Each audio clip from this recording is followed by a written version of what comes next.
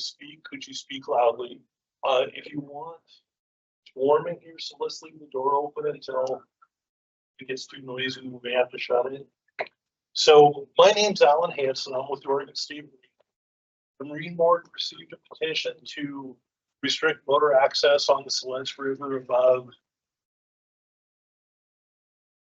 Jack Morgan. Thank you. Above Jack Morgan. So the board voted to open the rulemaking process, and we're opening it up for the entire river. So the entire river is fair game to look at. I'm not saying the board is going to make any changes. The board's been asked to make a change. The board can make the change. They can choose not to make the change, or they can pick some third option that is a great idea that we're not aware of today. So just because we have the petition does not mean we are moving forward with changing the rules on it. It means we might. Does that make sense? Okay. So my name's Alan Hansen. I'm the Policy and Environmental Manager. So my job includes making rules for the Marine Board. This is one of my staff, Phil Hudsmith. He's our policy coordinator. So he's helping me through this process. So let's take a minute and let's start with Todd. Could I get the RAC members to introduce themselves and just kind of give like a 2-second description of what your interest in the river is?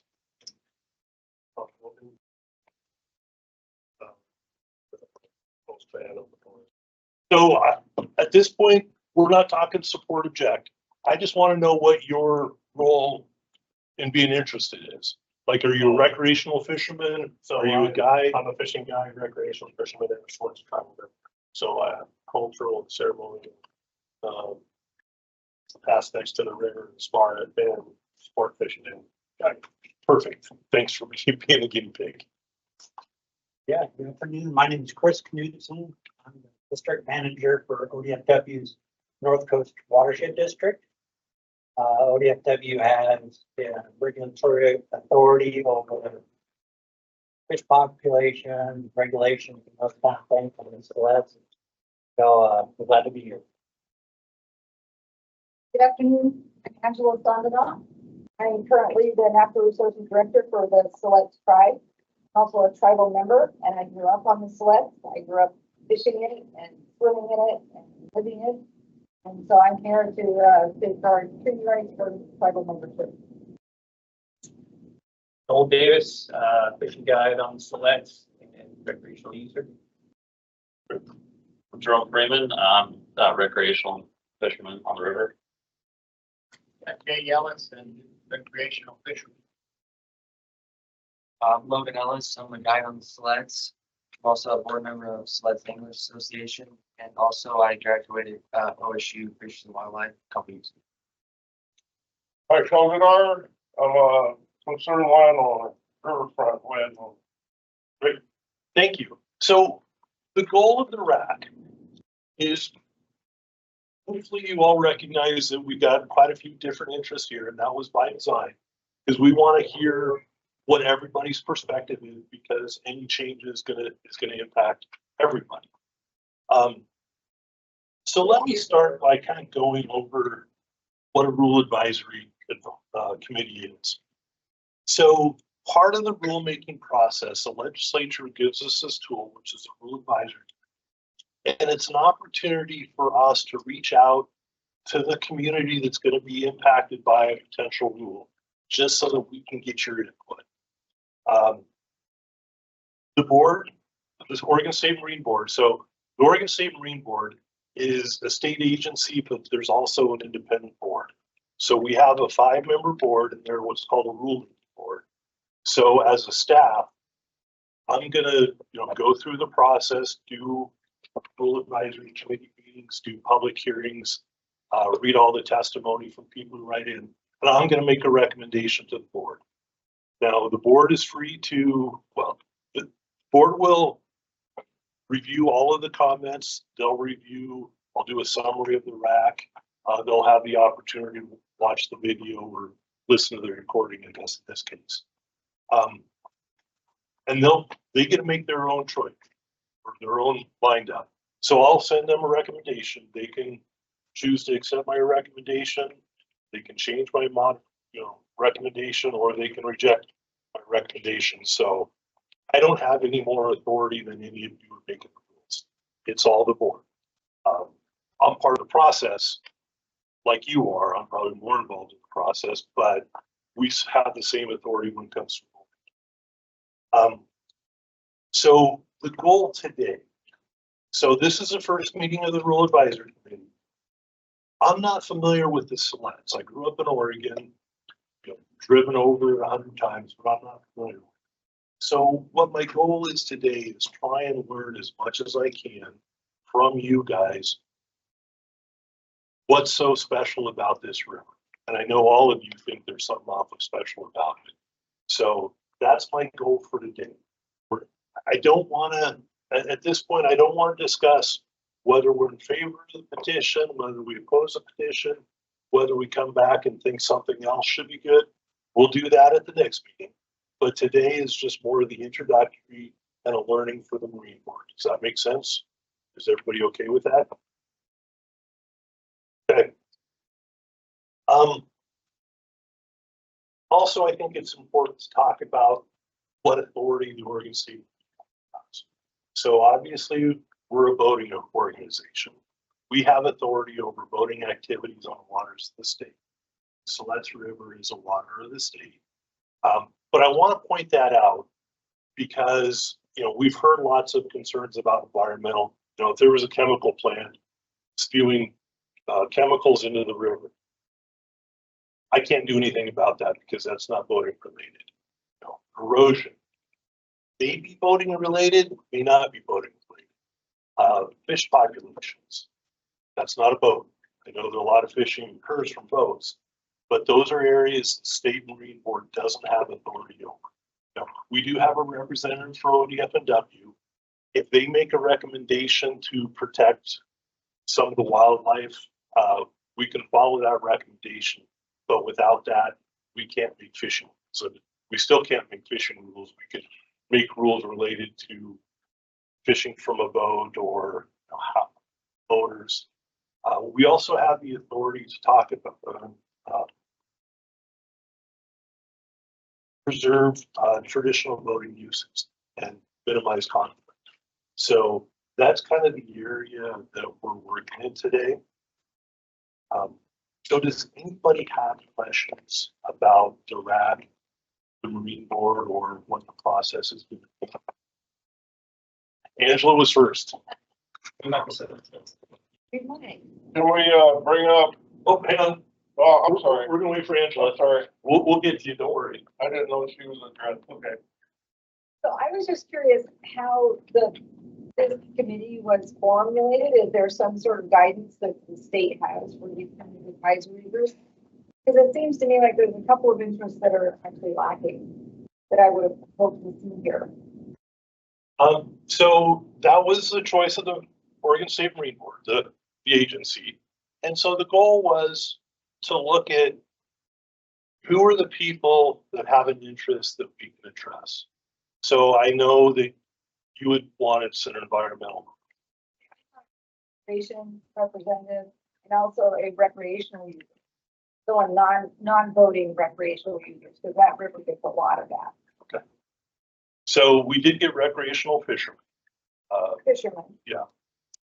Our conservationist is sitting next to you because he's works with ODF&W.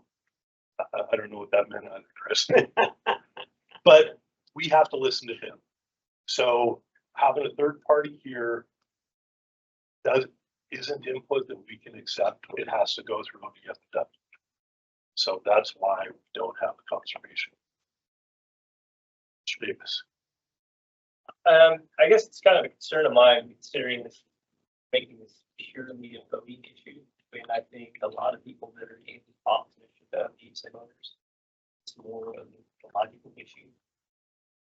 So the fact that we don't have, multiple state agencies part of this, maybe that will have down the road, but it almost seems like this is could be just a bit of a dance, and mean, the concerns that we're having aren't really, there's no one here to represent that. So Because it goes beyond voting. I understand, but for better or worse, the state has agencies that are in, I shouldn't say in silos, but we have a specific area of authority. So the Marine Board was petitioned, and so we're responding to that petition. But our authority is only over voting activities. So I can't, I mean, if it's an EPA issue or an environmental quality issue, that's outside of the board's purview. So if you say we're wasting our time and everybody agrees to withdraw the petition, you know, that can be done. I don't know if that's gonna happen, but you know, I'm not, and to be honest, I'm not sure if we can pull another state agency into the process because, you know, Chris is here because in our statute, it specifically says if ODFW requests rules related to the protection of species, we can make rules. We don't have a similar thing with EPA. So any EPA regulation would be outside of the scope. So, I mean, I guess I've experienced guiding elsewhere. So I guide up in Alaska on the Kenai and the Siletz rivers. And when it comes to rulemaking, we have multiple agencies.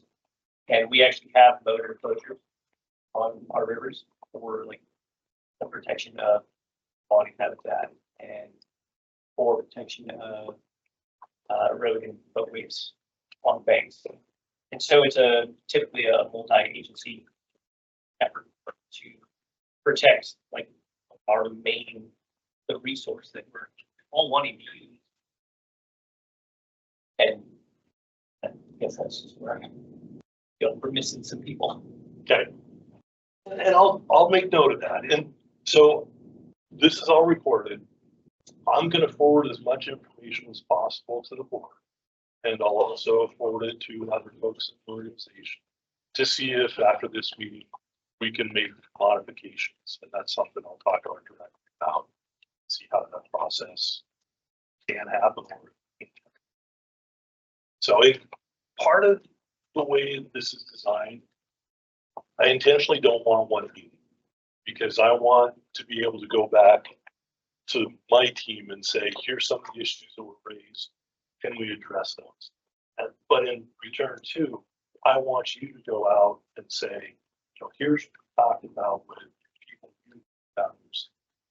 And so if we can get other people's input through track mechanisms, that would be awesome. Just goes there. Well, I want to find out if we can address rivers outside of Oregon also because of their restrictions. So are you saying, as an example, As an a example, river in Alaska Yeah. exists? Absolutely. okay, I mean, obviously, Oregon, okay. I can't make any rules for Alaska. No, I just would like to have a chance to point out the restrictions on these rivers compared to Siletz. To make an example, That's perfect. And so one of the things I've looked at is we have different rules for different rivers along the coast. So for example, we've got the rivers that flow into Tillamook Bay. Now, I'm looking at those and seeing what we've done up there. And does it make sense to do on the Siletz as well? And, you know, I haven't reviewed all the rivers on the coast.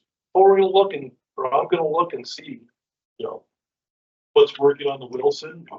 Maybe that would work on the Siletz.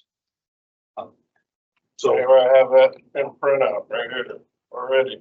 perfect. Okay. Any other questions? So I want to quit talking and I want to listen to you guys. So what I would like is if you guys would volunteer, and we've got the big maps of the river, and unfortunately it's not a straight river, so it's hard to put on one map. But you know, headwaters, not headwaters, headwaters down to the bay. and you know, everywhere in between. So what I would like to find out from each of you is what area of the river is important to you? You know, how do you use that section? You know, if you use the whole river, great. If, you know, your property is up here, I'm not sure, but, you know, maybe you're up here. So, you know, what you see, what issues do you have? And so if you guys would like to start talking about how that works for you, that's what I'm really trying to accomplish today. Do you want to start? Yeah, you betcha. When I get up here, I'll show you exactly where I live. Concerns I have.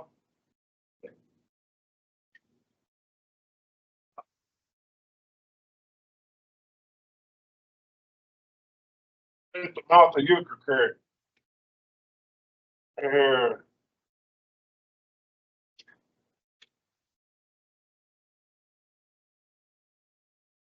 About a quarter, maybe up river from Morgan Park.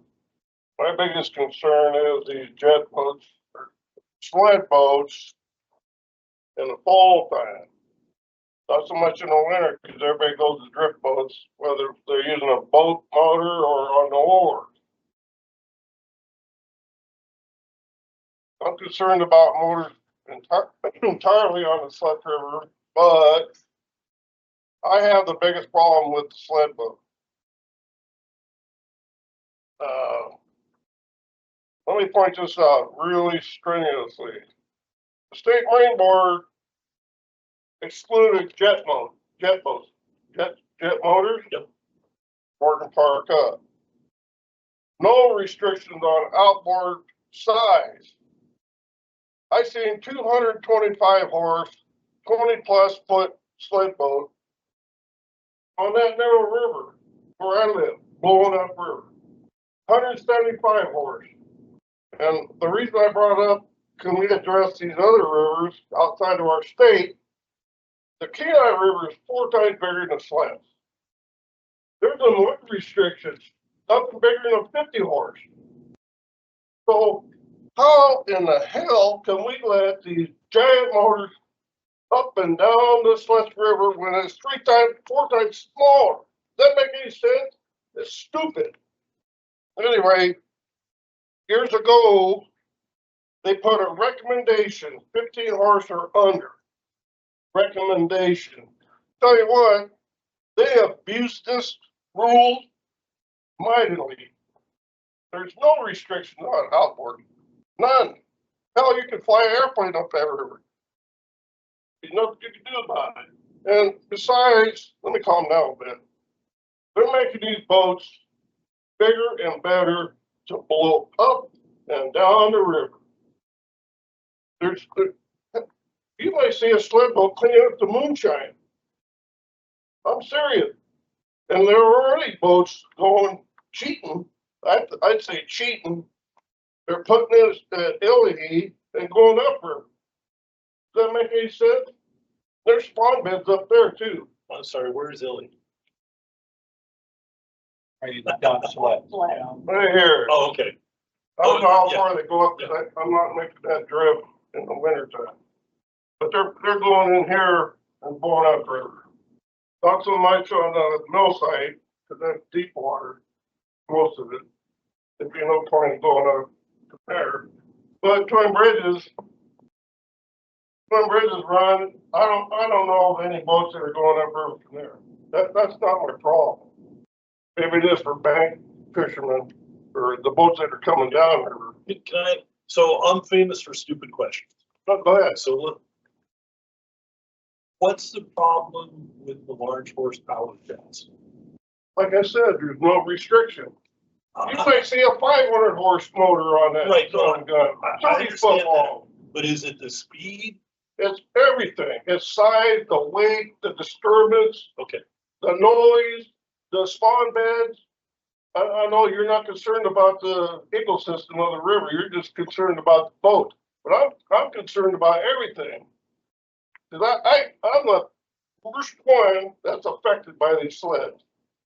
But not only do I get the sled boats, I get the drift boats too with the motors in them.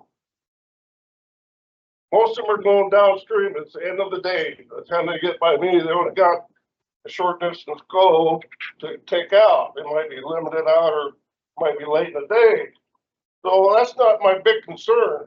But I want to shut down these sled boats. And I'm adamant. I'm not gonna give up on it. I swear to God, I won't. Anyway, thank you. Thank you. And so I appreciate passion. You obviously have passion. You know, I got too much passion. I don't think that's possible. I appreciate that, and I want everybody to be respectful of what everybody has to say. So, and you are. I'm just calling that out. Anyway, I just hope somebody took notes of just what I said, or if it's recorded, I don't know, but. Yeah. Okay, It's recorded, and I'm asking stupid questions. no, that's fine. Just because, I understand people don't like the big motors, but I want to make sure we understand what problems they create and why you don't like it. Can I say one more thing? This fall, if no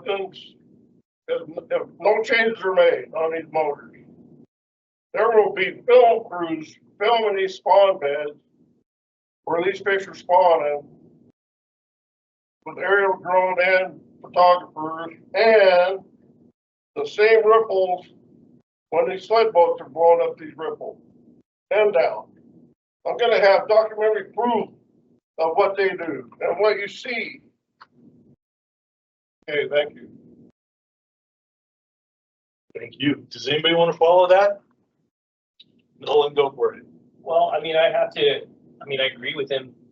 So, So rather than bounce off him, why don't you tell me how you use the river? What you like, what you dislike. fishing guide, use a drift boat.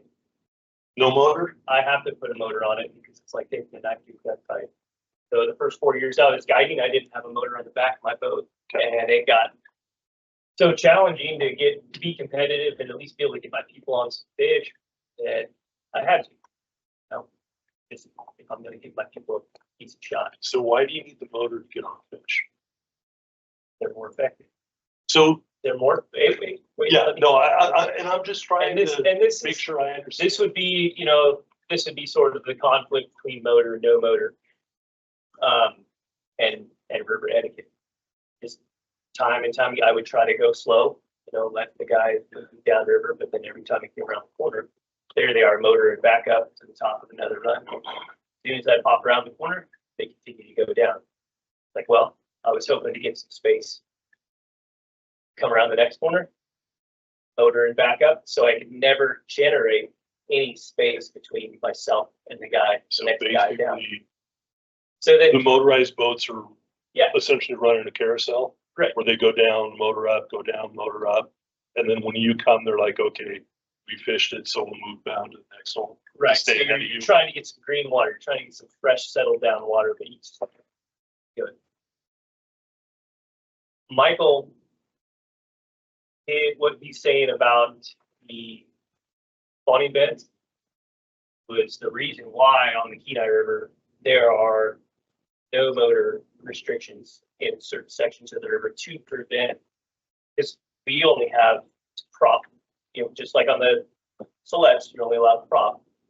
But the amount of disturbance that makes when you're ripping over shallow water is having a negative effect, and was having a negative effect where they actually deemed sections of the river that were vital spawning habitat, and there's a lot, the Siletz, and it's spread out. When are you fishing? September through March. Okay. And so So it's Starting- what are the flows during that time? varies. I mean, it can be on the gauge, it can be anywhere from 30 feet to 8 feet. Now, when the water's high, it's not that big of a deal, but when it's 4 feet and you're running a 21-foot sled with a 150 over that, you're going to disturb spawning gravel. Going to. there's no way around. How many people are, so I know, below Jack Morgan, we have no rules regarding sleds or horsepower. Above Jack Morgan, you're just seeing the props, Just props. Yep. okay, and jack plates. How many people run those? Is it I don't 2-3 boats, 20-30 boats? I don't go down there too often. Are you I can volunteering? answer the point. I don't know. So, sorry, the discussion for now is limited to the record. Fine. At the end of the meeting today, we'll give the public an opportunity to make comments if they want. We'll probably reserve 15 minutes or so, depending on how long this goes. So there's not a ton of time. There will be opportunities to provide lots of comments. So, sorry. I think Michael will probably be able to answer that better. I think we can stay out of that lower section to avoid sleds. It depends on the water height mainly. But above Jack Morgan, how many? Yeah. Probably Oh, on average, that is. on the best Chinook fishery, probably 5 sleds. The same 5? I don't know, it varies. Okay. Like I said, depends on the fish. But it could be 1, it could be 5, it could be more, you know, I've never really counted them. Like I said, it depends on water flow and the fishery. And I'm just trying to get a feel. Yeah, it ain't It's like not a scientific. giant herd of them. Ain't like, they can't find a place to park down there at Morgan Park because everything's filled up. And some of the boats go down there from Morgan to fish, Chinook. So it's hard to say. And I'm not monitoring them. Someone might put in at Morgan and go downstream with a prop, which is legal. But they might come back up to the fish down there slow. They might blow up above Morgan and get up there in my country. You know what I'm saying? And midday, so I'm not monitoring all the time, but I do know early morning, even break of day, here they come. Anyway. And the worst thing is, some of these boats are equipped to blow up these ripples in shallow water right over top of their spawn beds. And I know that's not your concern, but it is for us. So it's my concern. I'm just saying what we have authority over. So I know what you're saying. I'm not callous. I identify as a fisherman too. So I do appreciate. Anyway. Yeah, And Drew. I kind of want to learn, a little bit more to understand, especially Mike, you guys are there in that terms of the sleds. What percentage of that? Because it's predominantly the fall fishery, right? Yeah. So what percentage of that fishery time? So we'll say it starts October 1st. It depends on the first big fall rain. Yeah. It could be mid-September. What percentage of time is that? Do you see people Percentage. doing that? I mean, not percentage, but what? Just take 50% of the days you see people running up and down there. No. Just a month of no. It could go all the way into December, from, let's say, September to December, when your primary Chinook runs run. It could be any time during that period. I've heard them say that they slaughtered them in November, and sometimes that happens, sometimes it don't. It just depends on the run, you know what I'm saying? But the impact that I see is immediately when they are on the river, you know what I'm saying? No, I'm trying to understand timing of how much. 3 months. So is there fishing on the river outside of late fall, early spring? It's year round. Steelhead. So how many people are participating in steelhead? So numbers, I mean, 100 fishermen. I mean, I'm trying to get an understanding of how the river's used. So you may not be the right person. This may not be the right I criteria. did address that a little bit. You gotta have 100 people on one run. In the prime winter steelhead fishery, they boat right down to Twin Bridges, and some of them boats make 3 runs. They'll make 3 different drifts or stay on the water, but they're covering 3 different boat launches. You know what I'm saying? Okay. They're covering a lot of water. So in the summer, what's it look like? It's limited.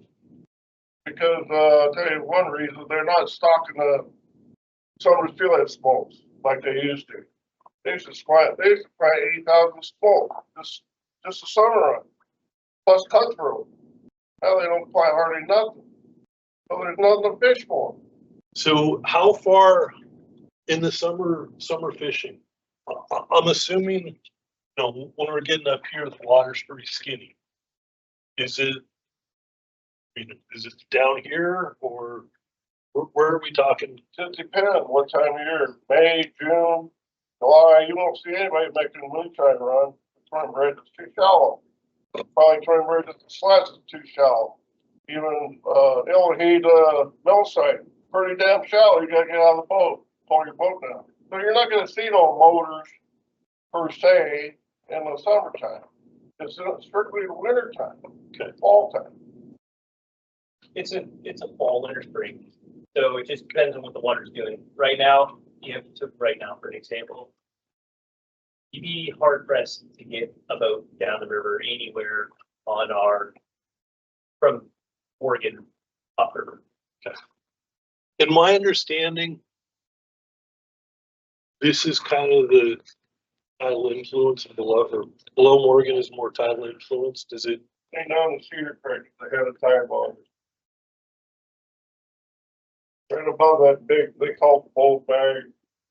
Okay, just So, like- above the, well, upriver from that, right up in there. Okay, Cedar that's Creek. the tidal thing. That's the head of tidewater, and that's probably during the king tide in the winter. Up in that.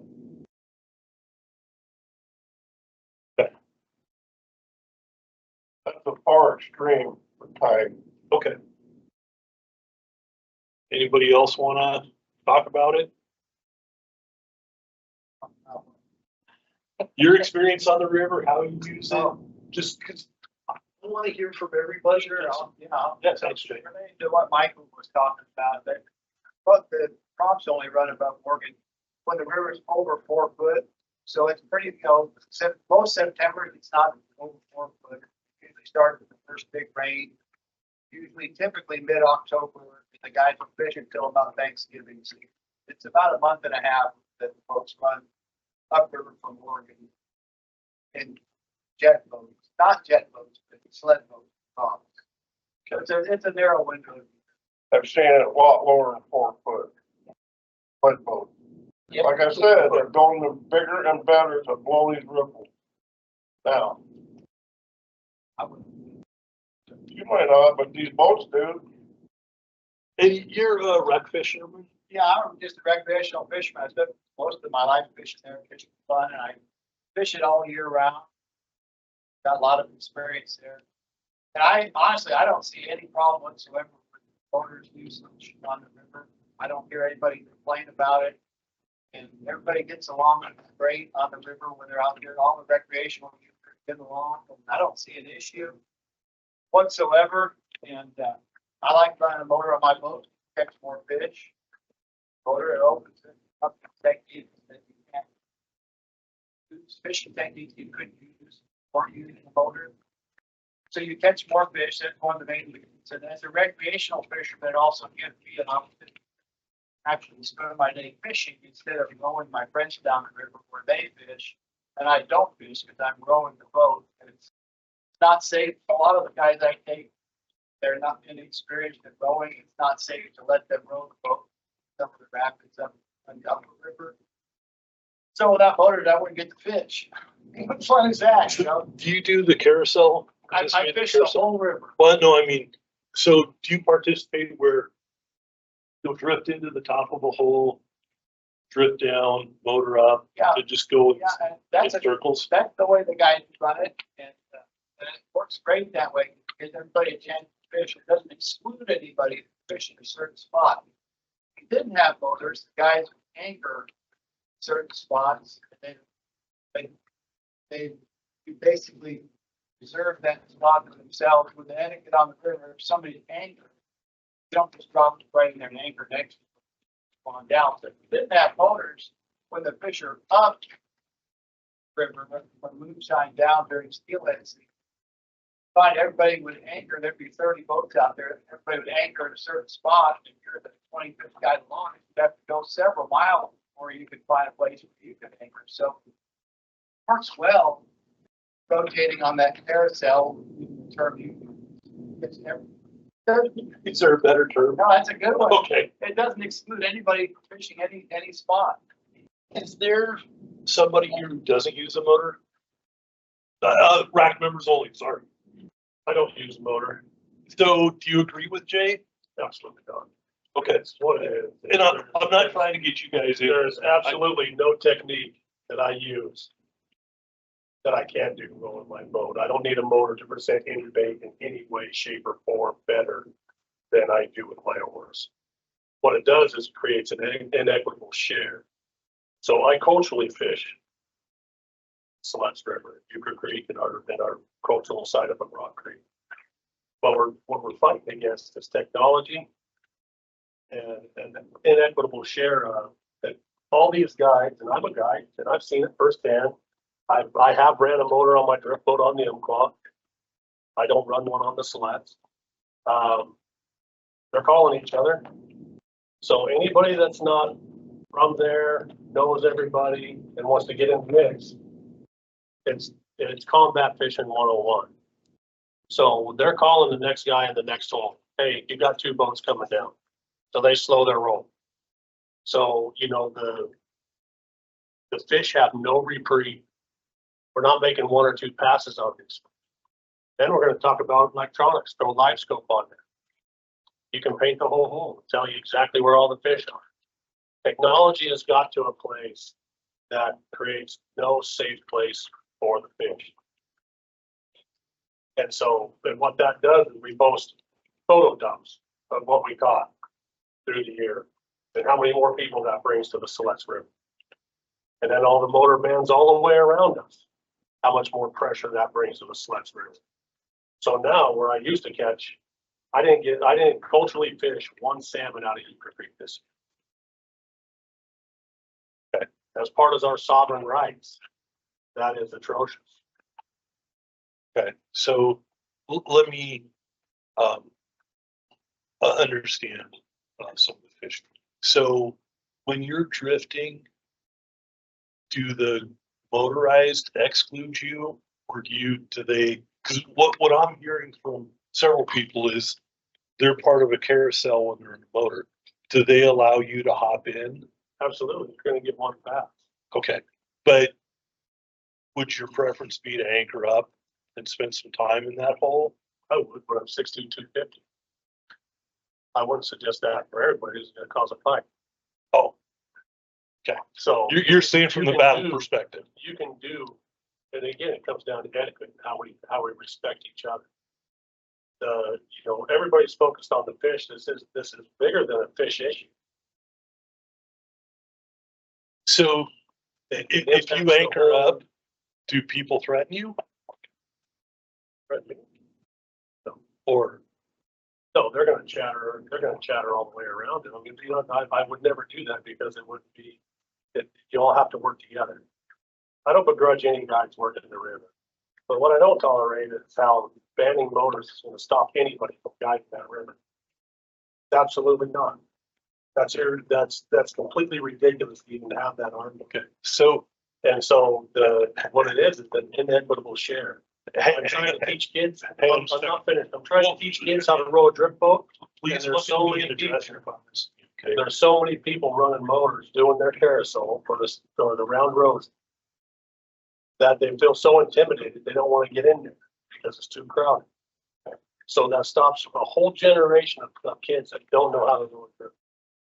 Kids that live in Salem, not exploiting the river from Salem, from Paloma, or wherever else they may live. Runs through our traditional reservation. so just whatever, please direct comments, because I respect your right to fish, you know, in the manner you want to. I also respect it, right to fish if you want to. You know, we're talking about changing that, but for purpose of this, let's just all agree. Don't begrudge people for how I don't begrudge anyone. I don't. Direct comments. Appreciate that. So that's my issue with the vote. That they create an inequitable share to all users. Okay. Angela. Yeah, the other thing we're hearing, you know, the Siletz, when I was growing up, and the generations before me, bank fishing was huge for our membership and for the people that live along the river. I mean, that was pride to go out to your shack and take your family and spend a day bank fishing. And we're hearing from a lot of our folks that that's no longer possible with the amount of boater traffic going past their hole. And it just disrupts their whole opportunity to fish. And we've heard from members that, you know, someone mentions that, well, there's no conflict, we all get along. Well, that's because the people have been forced off the river. I heard this directly from some of our tribal membership. It's like, well, I don't even go out and fish anymore because of, you know, how many boats are on the river. And so there's already been an exclusion of users because of the proliferation of the technology and the ability to make multiple passes up and down the river. So again, I'm asking stupid questions, but I'm just trying to understand. So are these people, is it the number of boats or is it boaters that they're not willing to bank fish? It's both. Okay. And part of that is the pressure that's put on the Siletz and a couple of other rivers on the Central Coast because of the liberal bag that ODFW is allowing. And so, you know, you can either go to this river and get one fish per season, or you can come here and get 2 per day, 10 per season. And so it's concentrating use. So we're pulling people from outside our area into this river. And it's a very small river. It's long, but it is small. And it's just excessive use. Okay. But I'm assuming if I get the 2 fish, 10 a year, fish are there. So the fishery is tolerating that at the moment. Okay. They've changed it before in the past. It's dropped down to one fish in the past. What's not being taken into consideration is the social and cultural impacts of that limit. And that's not considered. I had a meeting with ODFW fisheries folks here a couple of weeks ago, and they admitted that that's not something that they try to address or consider when they set these limits. It's purely a very complicated, elaborate formula that they use based on run returns and all this stuff. And that's what they use. It's simply a biological guess as to what pressure the river can take. And often they don't know what the result of that is. You know, for example, we have a hatchery. We see very few fish making it all the way back to our hatchery because of the extreme fishing pressure in the main stem sleds. I think that's one of the factors. Do you know how many wild fish are in the river? Or is this predominantly? That's an ODFW question. Okay. Make annual estimates based on spawning routes. I didn't bring them with me today, but I believe last year's return was estimated upwards of 9,000 to 10,000, if I remember the estimate right, for fall Chinook. So do you know how many hatchery fish are put in the system? We don't put hatchery Chinook in the system. Okay. So is it all? Hatchery steelhead. Okay. And some. Is there a coho that come up? What's that? Coho? Wild coho are present in this. Okay. Can you keep wild coho? Under annual rule setting process, Okay. most years in the last 5 years, coho harvest. And you don't get fin clipped? It's strayed, occasional stray. You're allowed one per season, I used to on the sled. Wild Chinook or wild coho? One call, didn't matter. Pardon me? It was 3. One day. Oh, was it? Okay. Talking about the biology of the river, she's trying to, it's, the Siletz is actually the shining star on the Oregon coast. Talking to biologists, it's the fall Chinook run. It has the best fall Chinook run on the whole Oregon coast. And so that's why to me that with spawning bed, the biology of the river is the only weight in this conversation because it's the best salmon fishery on the Oregon coast. And like the coho numbers have really returned in the last 20 years. And in the last 20 years, that's when all the motors have started, the guys have started to use motors more recently in the last 20 years. And the coho numbers have dramatically increased in the last 20 years. So to me, it's 100% a social issue, not a biological issue. Can I say something on that point? They've opened up Scare Creek, which is Rock Creek, South. Small Rock Creek, they call it, Little Rock Creek. They opened up a dam, I guess you call it, a barrier, a wooden barrier that held the coho from going up the creek for multiple spawn areas. They've taken that barrier out. Now, those coho are able to go up to their natural spawning area. Who put the barrier? The Fish and Game did years ago. That's part of the tribe runs a hatchery now, but they took that barrier out. So majority of the coho are going beyond the hatchery. They're not forced to go into the hatchery to spawn. They're going up to spawn. That's why you're going to see a big increase in the coho. Logan?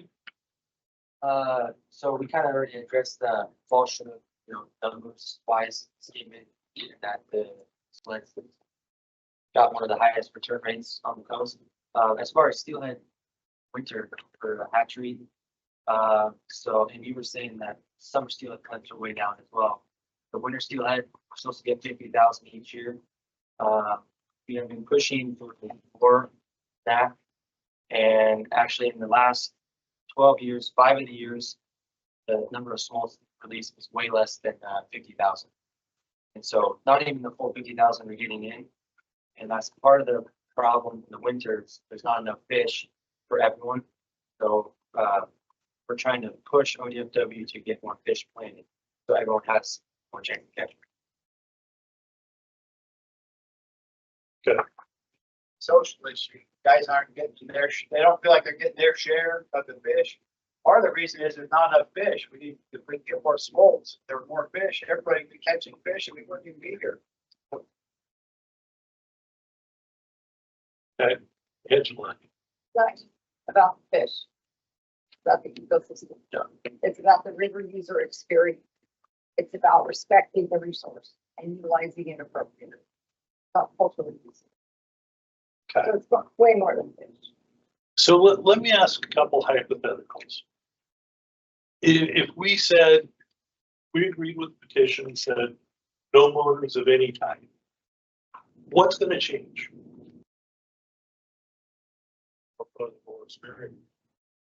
Okay. You're not listening, you're not listening to the motors, you're not getting that aspect of everybody has to, nobody's going to roll back upriver unless you're really committed. The plug pulling days are over. So there's a couple guys still around, but everything is side drifting for bobber dog and their bobber. It's a lost art. You will see some old timers still pulling their plugs that, tie up a section of the river. It does happen very good. But everybody has an equal share. It's not down to money. I roll a willy drip them. If you throw enough money in that industry, you can do whatever you want. With the electric trolling motor, same thing. I'm going to throw a couple 36 amp, 100 amp hour battery, lithium batteries in there. Save me a little bit of weight. It's going to run all day. And so it comes down to a monetary issue of who gets that equitable share now. So the conversation is how do we make it equitable for everyone? Okay.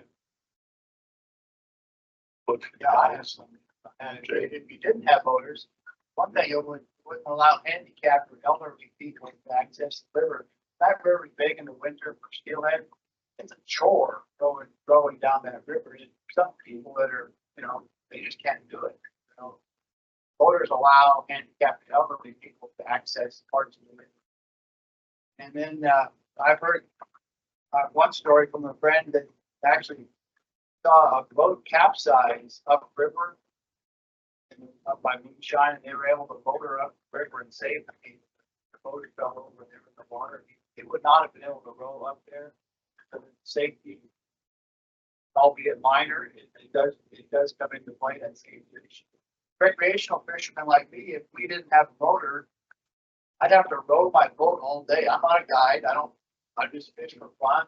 And that's not fun. When I go to the river, I want to go fishing. I don't want to just row my friend down the boat, the river all day so they can fish. So that, that would be a major bummer. And you wouldn't catch as many fish as you would. So it would be great. For me, it would be great in the recreational experience not to have a motor on there. Guys, what do you think of that? I just want to say, I find it extremely offensive. I am handicapped. I found it adaptive excursions project director. I find it extremely disrespectful to exploit people with disabilities for somebody's idea of championing for them. I have videos of paraplegics and quadriplegics rowing drift boats. Both my wheelie boats were wheelchair accessible. And so I find it very disrespectful to make that statement as a handicapped person in this state. I think that's a valid statement because I think different people have different abilities. Absolutely. And so, I mean, I've got some shoulder issues, not disabled, but I have some shoulder issues.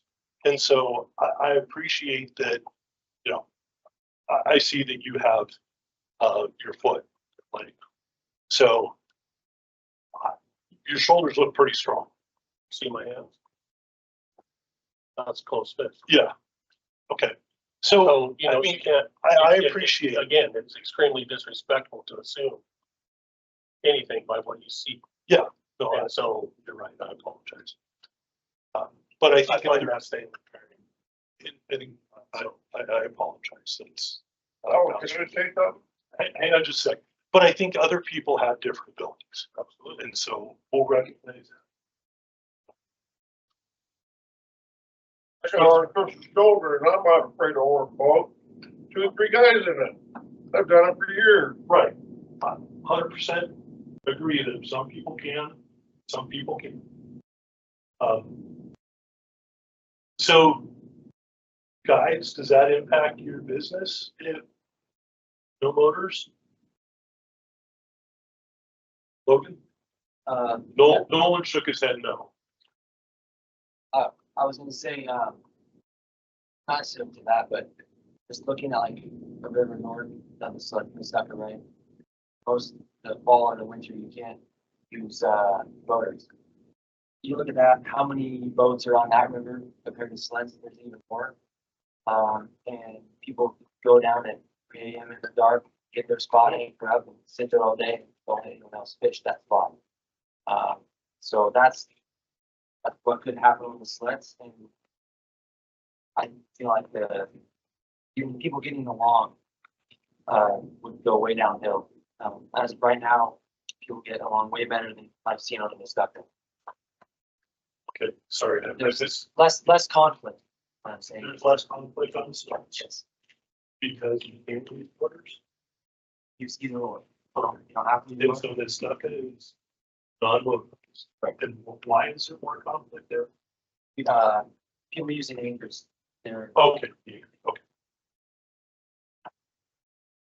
Angela, thank you. Well, if anchoring is a concern, we can address that in saying rulemaking effort.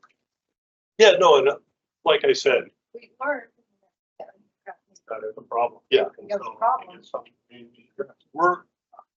I know several of you were at the last board meeting where Member Whitty said, come up with some creative solutions.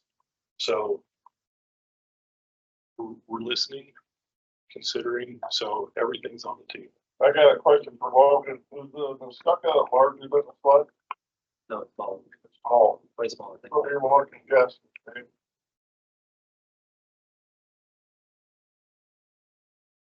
Can I make a quick comment? Absolutely.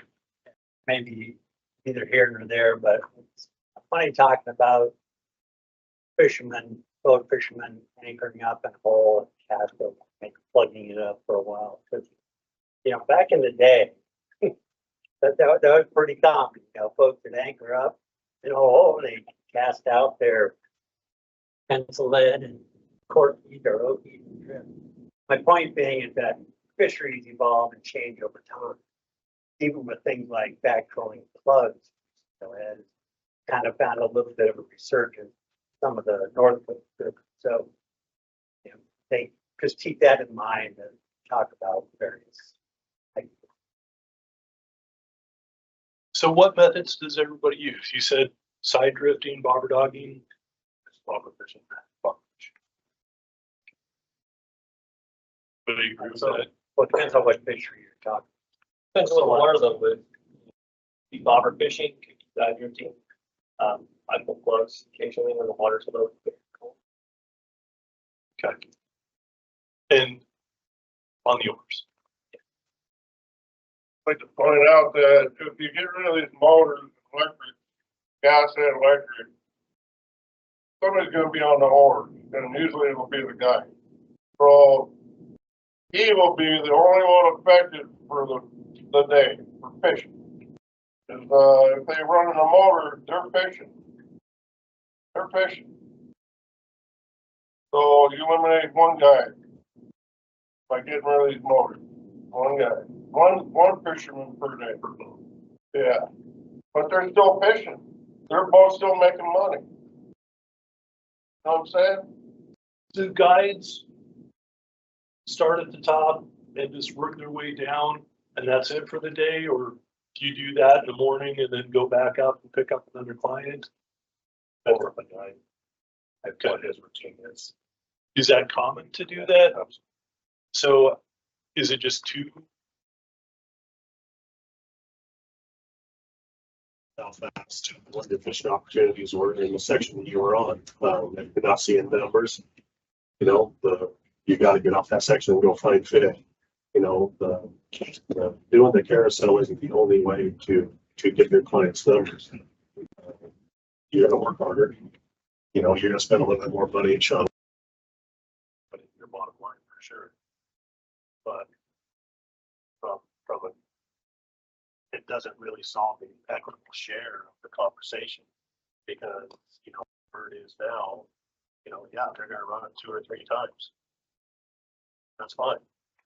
It's so what's, how do we get more proactive to, everybody agrees the Siletz River is a great river. We need to get more proactive on how we preserve that for generations to come. And again, from a cultural aspect and from a sport aspect, we're playing, we're being reactive to everything. And so, how do we make it? How do we make it better than what it is? Fish numbers are just continually going down. There's the closures from the hatcheries are coming. I mean, it's a problem that's going to get worse. And so if we don't try to get in front of it now, then we're going to always be playing catch up. Okay. And so, it doesn't matter if the limit's 1 a day or I have a permit broke down. The cooking limit's 30 a day. Everybody wants to kill their limit. Well, how about we educate our clients on why that's not that? That's the conversation as a guy, I stated in my letter. As a guy, it's I believe it's our responsibility to educate people on how to be better stewards of the river. It's not the Facebook post. I've tagged all my clients out an hour and 45 minutes. There's a whole plethora of them. You can see them at any time. Yeah. From a lot of great fishermen. And so, like I said, we just got to get more proactive with our approach. That literally is the answer. And if everybody else is doing it all the way around us, there's got to be a reason for that. And so, the study, if that's not on the Siletz, all right, let's shut the river down for 7 years and do the study and really get the data we need to make better educated decisions. Okay. Yes. Are there any boating safety issues that people have seen? It doesn't sound like it. I'm just following up with some of the things that we worked with. Well, I mean, just the dynamic of a direct boat. Anybody that rows a boat that says that they've never sunk a boat is only one missed oar stroke away from sinking a boat. That's the reality of the environment we work in. Yeah. You have to be cognizant of your surroundings and what's going on, and accidents happen. Yeah. With or without motors, it's, you know, it's a hostile environment. If you drop your guard, it'll get you. And so, you know, but as far as people running into each other, that's a downriver thing. That's, you know, those, again, you know, just the congestion down there, everybody competing for fish, right? Yeah. And so, but I fish down there as well, and, you know, boats may bump each other just because they've got 3 or 4 fish out at a time, both boats, and you can't watch, you know, it's just congested. Yeah, but yeah, I just, you know, and so, but I'm just speaking about the upper river. It's where it gets to be, you know, where those fish start getting congested, you know, pulled into a real narrow place. There's only so many havens that they will go. Okay. So how much is a river used by recreational paddlers? Like paddleboards, kayaks? Is that just a summer? Yeah. The cold water. No, I don't see anybody in a kayak in the winter. It's too cold. Okay, and you don't see whitewater kayakers. See them on occasion, winter time, but they're usually coming down from above the shore. Pretty high. So there's, But not. I'm just trying to it's understand if pretty there's low use. we've got stand-up paddle boards plus the 20-foot sleds going with their 250s. Not that I'm Okay. aware of, not that I've seen. So I'm kind of running out of questions. Do you guys have anything else? And again, we're kind of saving the conversation about what should the rule be, but something that you think is important that the Marine Board understands about the rivers. So that, you know, that's important to all of you guys, so we can take that in consideration. I guess I would have a question of the improvements that have been done on the Siletz. My understanding is Ojala boat ramp is that paid for partly by the state Marine Board? I think so. The money comes from boater registrations, right? I mean, in a roundabout way. Yeah. It's paid for by motors, right? So what, if any chance we could just get some idea of what money that's been paid for by motors have been put into the existing infrastructure on the Siletz for the use of, in theory, by motors, because that's what's paying for it. Yeah. So we have basically two funds. So 40% of the budget goes into waterway access. And part of that comes out of boater registration dollars. So that's the motorized boats, the Coast Guard sticker. But then we have another non-motorized waterway access permit, which was formerly the aquatic invasive species. So we have two funds that, in some facilities that benefit both non-motorized and motorized, we can use funds from both. So I don't know where the funds came from, the improvements on various programs. I think we may have put money in Jack Morgan's. Not sure. But we can deduct there's been some money taken from the registration fees into existing infrastructure. Yeah. On the Siletz. Yeah. There's generally a life of those funds. So 20, 30 years, I'm not sure. Because I know if you build a boat ramp for, let's say, the city of Siletz, they have to keep it a boat ramp for so many years. Otherwise, they're going to say, well, you need to give us program funds back. So I don't know what that life is, where the funds came from. Can I point out that Moonshine Park is a county park, that's a county launch. Twin Bridges, I don't know, it might be a state deal, but Delahee's city of Siletz Park. Hillside is the city of Siletz Park. Ojala Bridge, I don't know who paid for that. But Morgan Park is also county park, county launch. So 1 out of 5. But that doesn't necessarily mean that the funds, I mean, just because they're run by a different organization, doesn't mean that the funds. They don't get the money, they don't get the money for registration, the county. Actually, get So, yeah, the state, We have funds that can use to benefit any public access as long as it's publicly owned. So city, county, municipality, state, we will fund those. We do have a fund that can go to private entities. That's our small grant fund. That's generally not facilities. Only thing I can see progress, hey, I don't know who put them in, but the outside toilets building and some curbing and a little cement work there at Morgan Park. I don't know who did that, but like I said, the city owns 2 of the launches, the county owns at least 2. They maintain their own. I don't know if the State Marine Board put any money towards that at all. I don't know. Specifically, I don't know, but we do fund facilities. That includes paving the parking lot, putting in toilets, boat ramps. Like, I don't know if you're familiar with Newport, where they just added the wider strip, the wash down facility. Newport has funds in that. And so we'll use funds to the extent that they benefit owners, either motorized or not. And all of those things do benefit the owner. Mentioned earlier how the Siletz Fall Chinook run is best on the Oregon coast, but I'm not an authority on that, but Chris is. I'd like to hear what Chris has to say about how the Siletz compares to other rivers on the coast that, for example, might not have motor usage. It could, Yeah, I can make a couple generic statements. First of all, Columbia River is pathetic. It's a little bit bigger. Yeah, Siletz has been doing great for Fall Chinook. Turners last several years anyway, and really going back for quite a while, it tends to track above a lot of the other rivers we see on in North Coast.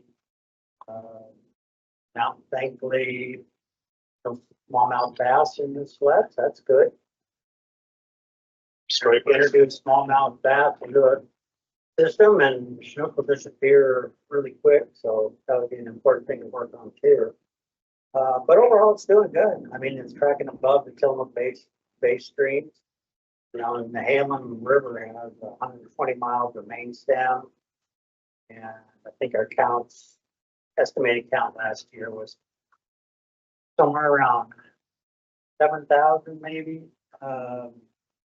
So that's a big river system with a lot of good Chinook spawning habitat both in the main stem and the tributaries. What numbers are coming in higher than that? I don't recall off the top of my head how many Chinook spawning miles we have in the Siletz. I can get that. Yeah, it's doing good. How do you count those fish? What do you normally fish for this? Well, yeah, so the most counts done on spawning grounds here. And we have a program within ODFW that does one of the downsides to the spawning ground survey, we call it, is main stem fish, particularly water years when they tend to disperse it together and spawn tributaries. But they had a thing, our research staff put together a model for estimating Chinook abundance based on, I think, it's some of the dead fish that were counted during surveys. You know, it's I would never argue that it's a precise estimate. I think it is precise enough to give us a sense for broad changes in abundance over time. Fortunately, the number we have is the number we use, you know, the best number we have, and that's the number we use for determining management. And yes, the Siletz has been operated under a 2 and 10 for at least the last couple of years.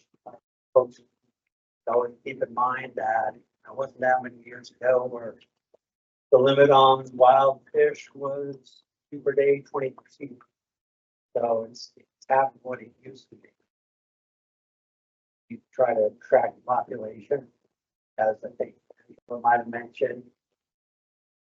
Fellow rivers to the north this year, for example, are gonna be very severely restricted on fish today. So where do you think all those fishermen are gonna go when those go? What do I think?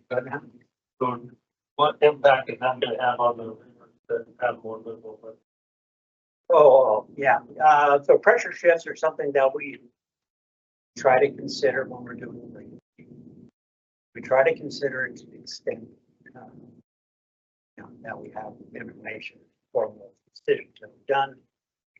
Taking that into account in some bases, like the Siletz law, when the Siletz law and Umpqua, when the Siletz law was severely restricted. Fortunately, it's very limited fishing. Umpqua this year, so sort of the Siletz law was. But getting at your point, to some extent, when anglers have achieved their annual bag should not. Some of those, and some of them will tend to shift to other bases. That's one of the questions we've been asking in our creel surveys lately is basically when we encounter an angler landing fish, a boat can say, hey, are you fishing here because some other basin that you prefer to fish float? So we're tracking that. But I think your point is, North Coast rivers are more restricted for the pressure shift and stuff. And I think and then you got the closures down south. So we're Yeah, gonna close that anticipate out. some of those as well. say it again. We're gonna, so we can anticipate some of those fishermen. as well. Yeah, to Down south. the extent people are willing to travel for fall chinook, and there definitely are some. So I just say as an example, I don't count myself, but I do know others, particularly folks that are retired and have the luxury of fishing the Oregon coast. Yeah, it's some pressure. Absolutely. So what considered, and I know we're not here for that, so I'll strike that. No, it's a legitimate concern. The proactive approach to the influx of people that I know are gonna, I know guys that fish the Siletz River when the Umpqua blows out from measurement. And so there, hopefully there's talks about how to mitigate that pressure. Yeah. And how that looks. To address your comment, Todd. So we license guides, or does. Yeah. And we've seen a lot more activity where, for example, a Southern Oregon guide is putting on their website that, they're gonna go up to the Columbia. And, we're seeing guides move a lot more where 20, 30 years ago, a guide was based on one river. And so when that season was done, they kind of, I'm not sure what they did, but they tended to stay in that basis now with the advent of the internet and Facebook. Guides all over.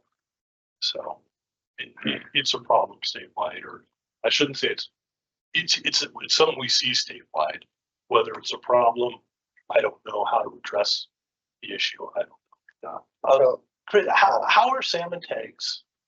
Are they increasing the number of tags over the last 10 years, or are they dropping, or? Sale, Yeah, it's more or less flat. There's been a little slight increase the last.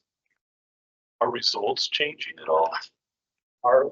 Harvest results. harvest overall, I'm just characterized it real broadly. For fall chinook, at least on the mid coast, has trended upwards in terms of total estimated harvest rate. It's trended upward over time. Well, I'm kind of trying to understand. Are we harvesting more fish, or are the people moving around and just taking advantage of the better fisheries? Well, see, here's the thing about, I want to go back to that idea of pressure shift. Yeah. Some basins might spark a little bit of a pressure shift, like I mentioned. Others may not, particularly if you're going to talk about guide fishing, right? So let's say you have a guide likes to fish Tillamook Bay, and he generally has new clients. He or she generally have new clients every day, right? The annual bag limit doesn't really come into play, right? Because you get new clients, if it's a 2 fish annual bag, and say you fish it into 1 or maybe 2 days, they get their bag, but then they're gone, and then you get the new set of folks that come in. Plus, on top of that, regulations, I'm only talking about wild fish retention, in places like Tillamook Bay, where you have some hatchery Chinook and some hatchery coho. Top of that, a relatively modest wild coho fishery. There are other fishery opportunities to keep it in place. But you're saying a reduced bag limit doesn't change the amount of pressure on the fishery? And the guy business? Only get sit like that. I was trying to simplify things, exactly what was said. No, what I'm saying is, for a basin that has other opportunities, that might be pressure. I don't Excuse me, Alan, when we go back to the motor. Yeah. We're here for the motor, but how many fish are spawning? How many people are fishing? We're here to discuss this, motor restriction. So I would like to point out in February 1st of this year, the State Marine Board closed off a large section of the Rogue River to motors. Approximately 15 miles, no motors, none. And the Rogue River's a huge river. And further down, there's 12 miles of water that the guide boats are not, let me read this. So, what we did there is, this is the upper road above Fisher Ferry State Yeah. Farm to the,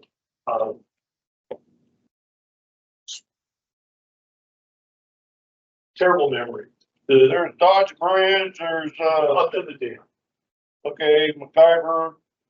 So Anyway, if what you're, we did is above Dodge, we yeah, limited to, 50 horsepower. 15 horse or under, Below Dodge, there was one commercial jet boat operator, one of the tours that would, have 20, I think their biggest boat was 25 it boats. addresses the capacity of the boat. Yeah. No more than So- 7 people, but, It's it's the boat that restricts that boat going upriver. Right, and that was just from 2 Bell to Dodge. They can Yeah. operate from Yeah, 2 Bell. yeah, So guides typically, motorized guides, typically, they would go to Dodge, come down to Rattlesnake Rapids, or from 2 Bell, they could go down to Fisher Ferry. But they would also go to Right. Dodge. A 6-pack license, they can still operate there. Above Dodge, we restricted to 15 horsepower. What we understood in that process is that the vast majority of guides were used for drift boats, and they didn't have large. okay, but that's my point. That river's a lot bigger than Siletz. And they restricted that river. So, But what was the rationale for that? That was more to, alleviate conflict. So that was upstream of Dodge. That was mostly status quo. Because, like I said, mostly paddlers and fishing guides with drift boats. So drift boats limited to 10 horsepower. So predominantly driven by paddlers, like the safety aspect of paddlers. And So in this situation, we've already kind of established that there's not really a paddle issue. And also, it's a different river. That's all hard rock bottom. Right? You have a lot more silts. So it's not apples to apples.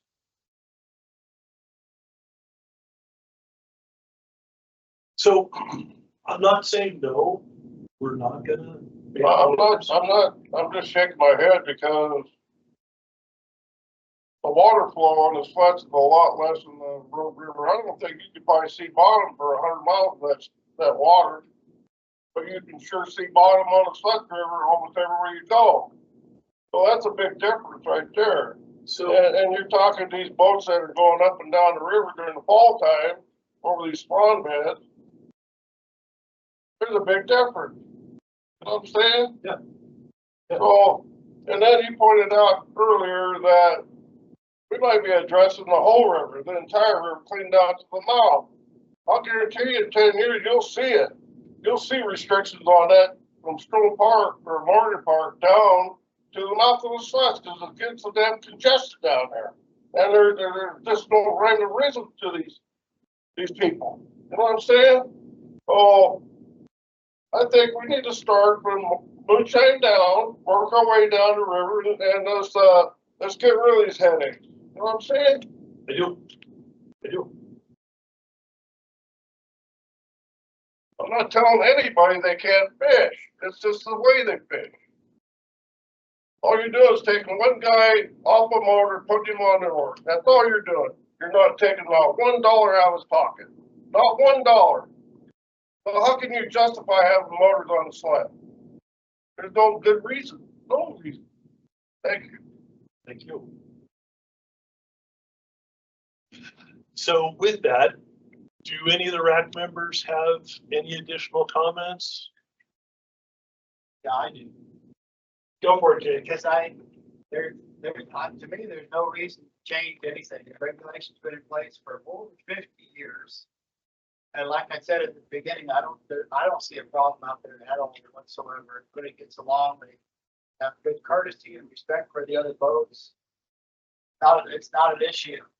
And to Mike's point, if you take the motors off the upper river, shine steelhead run up there, then guys like me wouldn't be able to fish. We'd have to row our boat all day while our friends fish.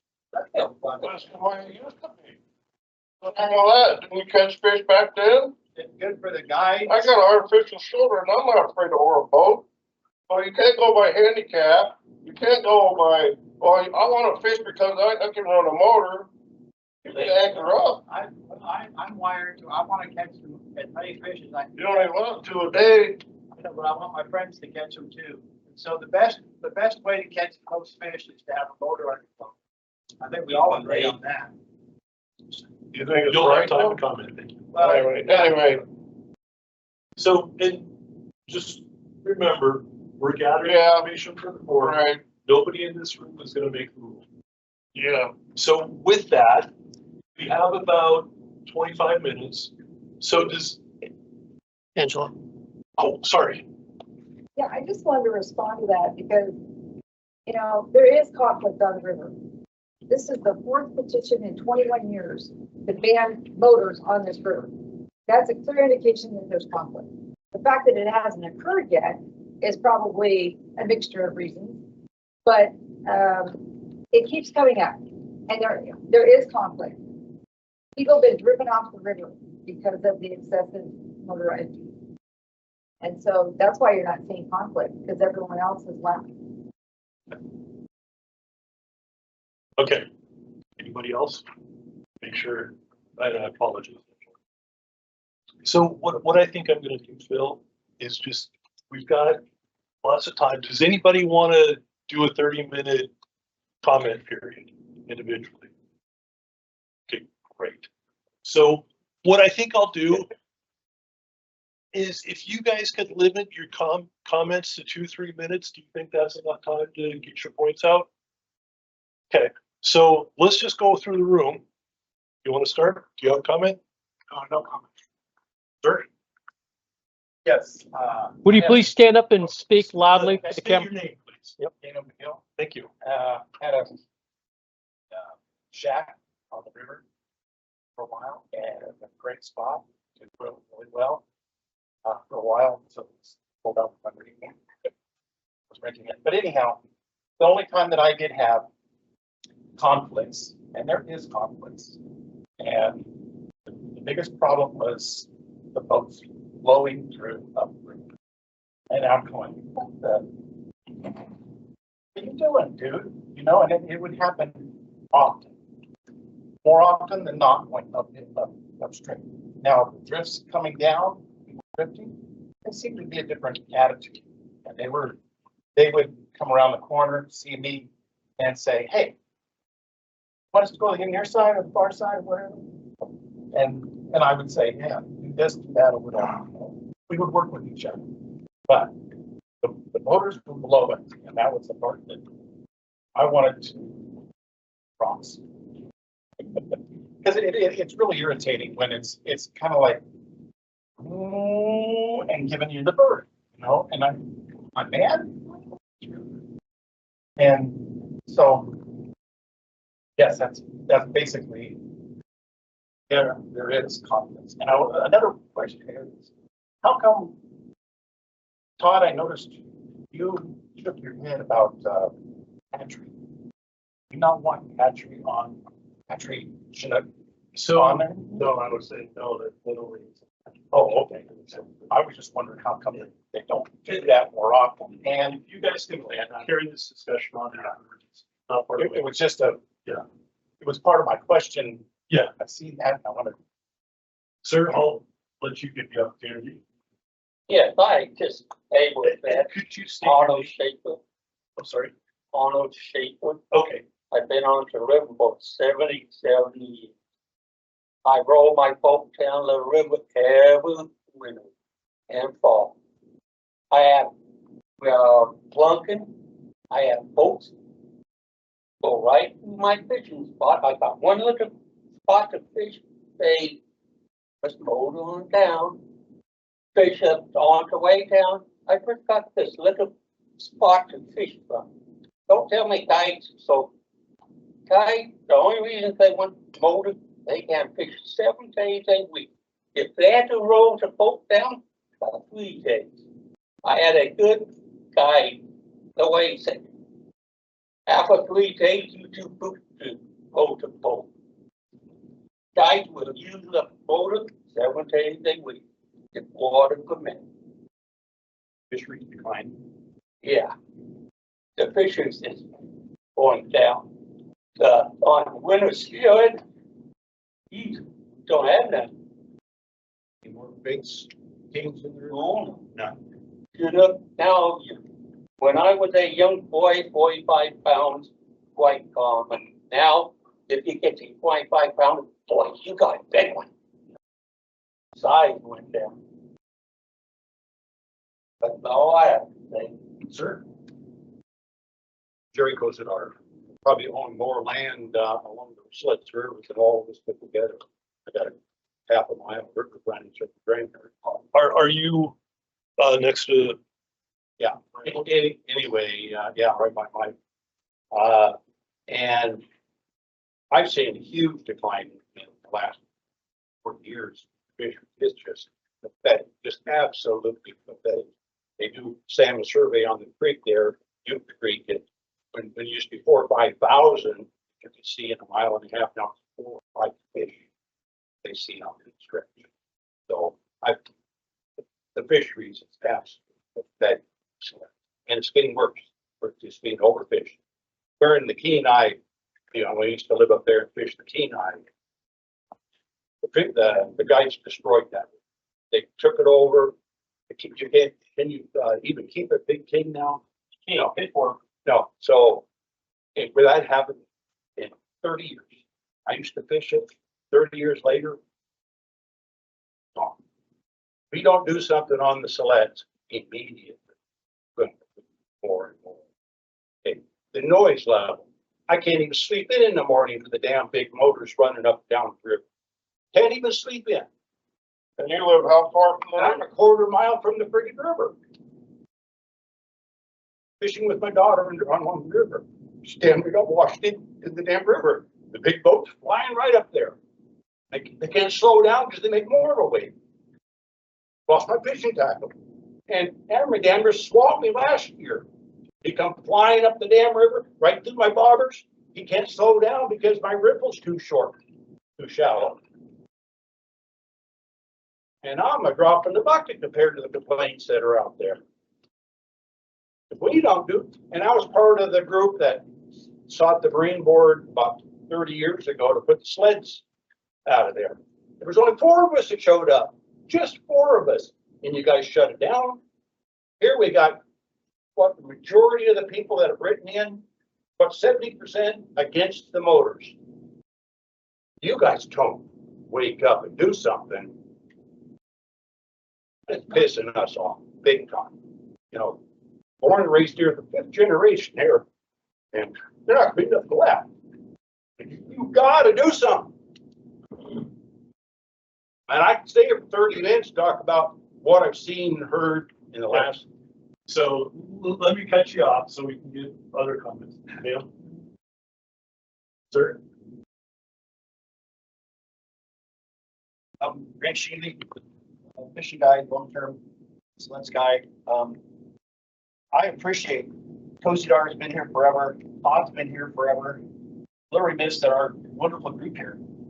We don't have any stories to tell back about back in the old days. These guys are great guys, but they've been around 20 years. I've been in all my life. I appreciate that. I'm listening to you, sir. I'd like to see somebody on the board that can talk about 50 years ago.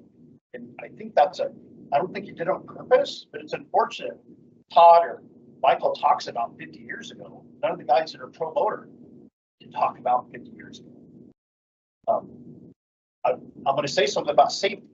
Back in the day, when I was a kid, 5 foot was considered high water. Anchored and drift fished, where we pulled clubs. It was above 5 foot, it was dangerous. Too much to row all day. We now, because we have motors, can make it safe at 7.5 feet, even 8 foot. And I'm sorry, the plug pullers and the anchors just can't do it. It's not safe. And if we go back to that, we can't anchor. It's going to take away fishing days. It's going to take money out of our pockets. If no one cares, no one cares. But if you ask about how that can affect our livelihoods, it absolutely.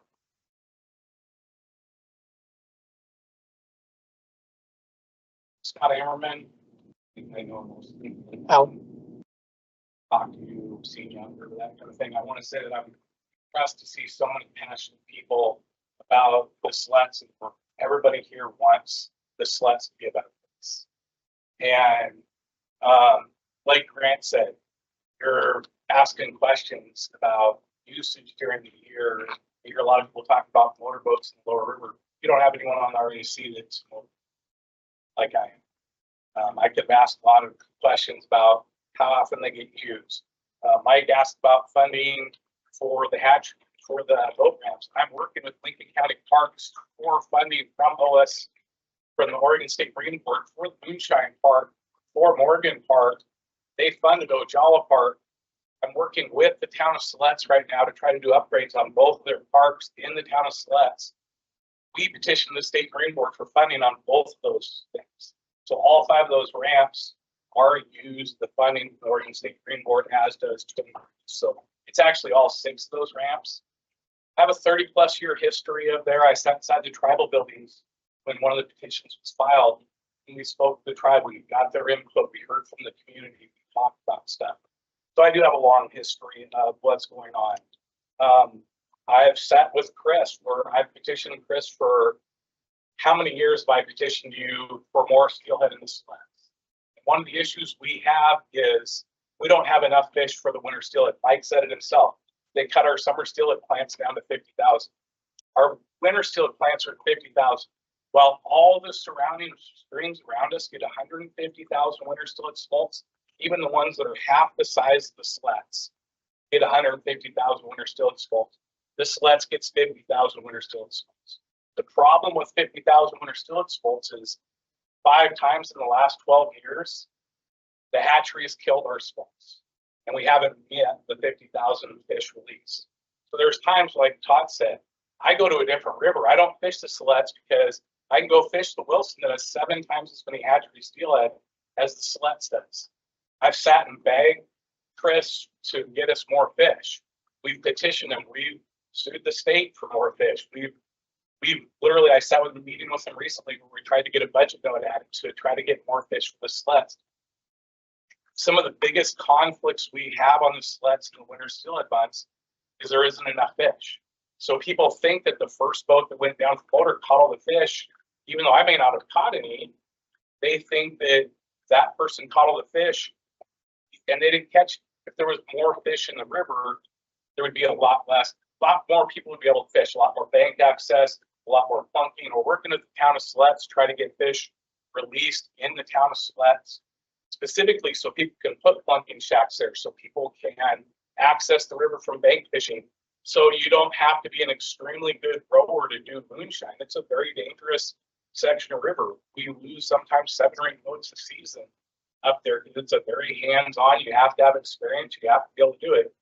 And, you know, like, you know, people have said, yes, you can fish the river if you have a limitation on being able to row your shoulder, your wrist, whatever, but you're going to put an anchor down, you're going to fish, you're going to do that kind of stuff.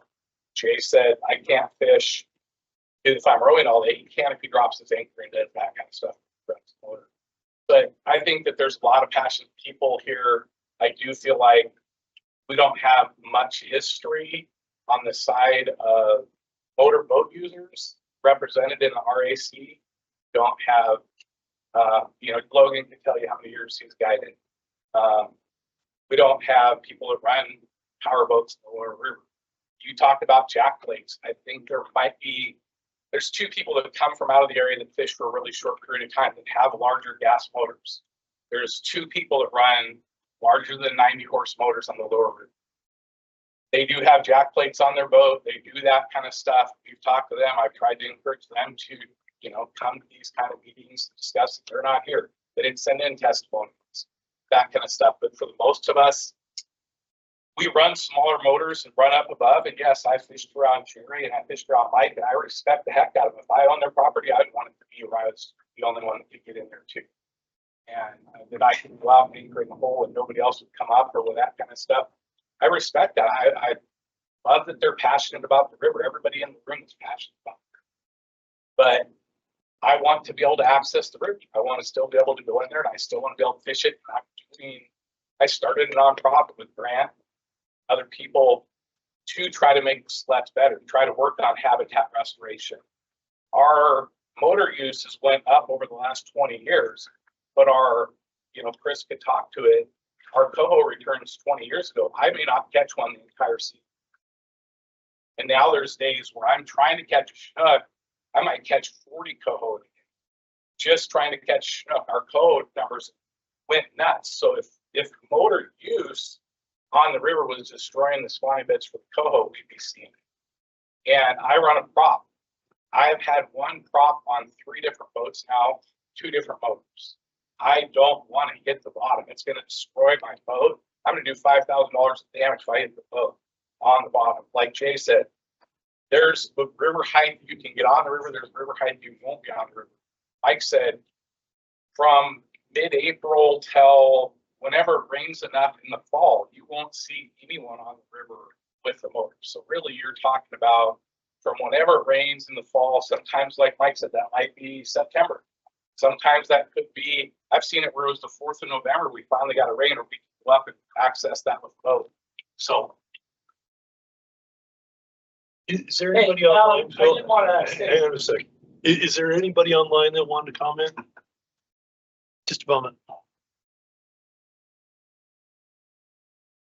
Sorry, I'm not sure how many people we have online. While we're waiting. Yeah, I did want to point out one inaccuracy there. My name's Dylan. I'm a biologist with the tribe. Very few people have actually gone back and reviewed all of the prior motor ban regulation and previous committee talk. And in every single instance, the tribe has actually either made comment or submitted a letter. So it's inaccurate to say that the tribe has been consulted by other groups when they've actually given opinion that they wanted motor restriction. So I just want to let the record show that. Thanks, Dylan. Don't have an answer yet. Still waiting. So, yeah. I'd like to make a comment. It's actually a request. I don't know whether I'm allowed to make a request or not. It would be nice from my perspective to hear from the Marine Board next time.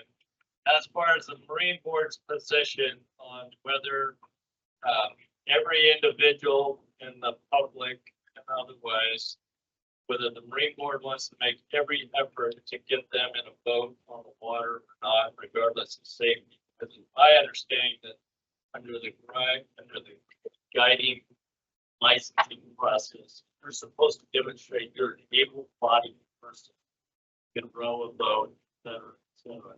my question is there an expectation from the Marine Corps that an individual who can't even keep a drift boat in place, let's say, on a river like the Siletz that has a 1% gradient on average, do you have an expectation that you can provide them another tool or allow them another tool to be on that water? So, as a guy, or as a recreational.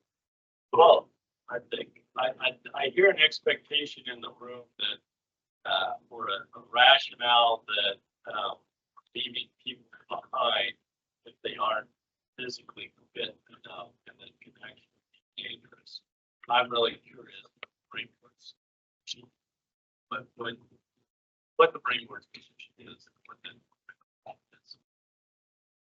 There's something for me that doesn't jive. You know, at what point you're on a river with rapids fast, I mean, there's certain dangers. At what point do you not accommodate the reinvention? I have a friend that. So, hang on just a second. So we're getting out of the scope of the rapids. Everybody's had an opportunity to public comment. Let's close this meeting and people are willing, welcome to stay and talk. So RAC members, next month, similar time, is like a good date. It's Thursday is good for most folks. Or do you just want me to send out another doodle poll? Let's do it that way. Okay, yeah, I'll do that. It just depends on the thing. Okay, with that, I think we'll close the RAC meeting. And there's no public comments still? Okay, so we'll close the RAC meeting and I'll send out a doodle poll to schedule the next meeting. I got a question, Alan. Is there any way to review the comments made on the April 24th meeting? I was unable to pull it up on a computer. Seems like I can't get it. She and I discussed it because can't pull it up. I want to use it for a reference. So from the board? From the comments made prior to the board meeting. Okay. Let me check. Those are public record, so you certainly can do a record. I'm unable to find it. There's a link, unless the state Marine Corps took down a link, there's a link of everybody's comment, every person who submitted a comment. There was a link that you guys may have taken it down. Yeah, those are public records, so they should be they're available to anybody who has, for sure. Yeah, I don't know if we have a link up, but if you send us an email, say, we'll. Okay, good. Under the impression that the count was 65 or so in favor of keeping the rules as they are, and 55 or so banning. So it was actually opposite. There was more for restricting motors. So one thing with the number of letters, we see a lot of Google letters, and so we look at content, not necessarily numbers. And again, the board is going to make up their decisions based on the factors they determine. You know, we brought up the road. We had thousands of comments from all over the world that were, you know, clearly a robo commenter or somebody just. So the board looked at the comments, looked at the numbers, but probably didn't give them the same weight as somebody who wrote a letter, said, here's my experience. So, I mean, they consider it, but they're going to weigh different comments differently. And they're individuals. They can decide how they decide.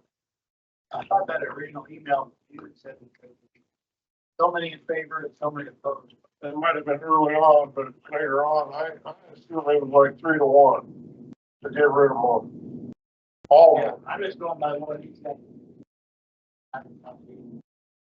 Yeah, I kind of remember it fairly even. I mean, it wasn't 70-30, but it was 60-40, 55-45. From a person who was pro motors, we didn't petition people to try to get write letters, to try to make public. I never posted on Facebook, didn't do social, I didn't do stuff because That's actually accurate. That's inaccurate. Okay. Let's stop this. So let's take a break and we go. Efforts have been really great. No, Chris, do you want to buy it? I think everybody here loves it.